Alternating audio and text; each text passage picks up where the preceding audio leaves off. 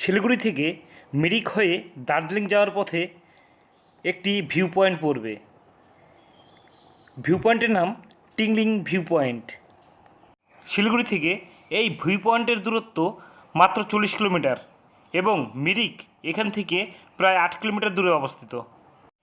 এই view point থেকে নিচে পাহাড়ি রাস্তা এবং চা বাগানের সৌন্দর্য খুব ভালোভাবে উপভোগ করা যায়।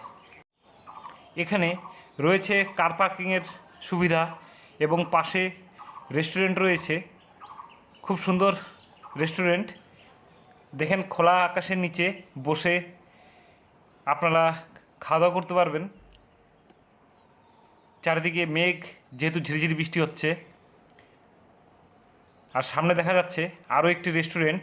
এই রেস্টুরেন্টে একটি ছোট্ট টয় ট্রেন রয়েছে। এখানে নেপালিদের ড্রেস ভাড়া পাওয়া যায় মাত্র 50 টাকার বিনিময়ে। তো চলুন ভিউ পয়েন্টে ওঠা যাক।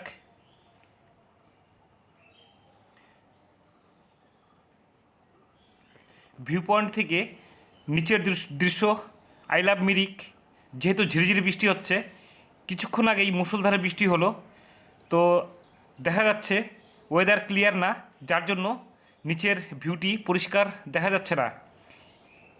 এখানে ওয়েদার ক্লিয়ার থাকলে নিচে চা বাগান এবং চা বাগানের মাছ দিয়ে পাহাড়ি পথের যে সৌন্দর্য, সেই সৌন্দর্য উপভোগ করতে পারবেন।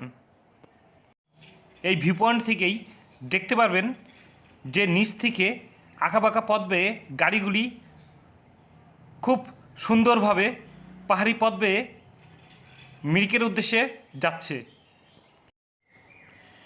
এই রাস্তাটির নিচের দিকে চলে যাবে সোজা শিলিগুড়ি। এই যে গাড়িটি শিলিগুড়ি থেকে আসছে, এটি যাবে এখন মিরিক বা মিরিক হয়ে দার্জিলিং। তো আপনারা যদি মিরিক ঘুরতে আসেন তো অবশ্যই একবার এই ভিউ পয়েন্টে দাঁড়াবেন। এই ভিউ পয়েন্ট থেকে খুব সুন্দর একটি দৃশ্য আপনারা উপভোগ করতে পারবেন। ওয়েদার পরিষ্কার না থাকার কারণে এখান থেকে যে প্রকৃতির বা পাহাড়ের যে সৌন্দর্য লক্ষ্য করা যায় তা ক্যামেরাবন্দি করতে পারলাম না। আমার মতে পাহাড়কে সারা বছরই উপভোগ করা যায়।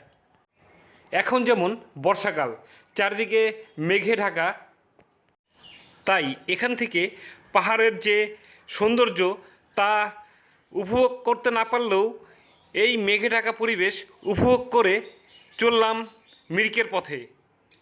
হয়তো একটু অপেক্ষা করলেই চারিদিক পরিষ্কার হয়ে যেত, কিন্তু সময় খুবই কম। এখান থেকে মিরিক হয়ে আমাকে যেতে হবে দার্জিলিং, দার্জিলিং থেকে শিলিগুড়ি ফিরতে হবে।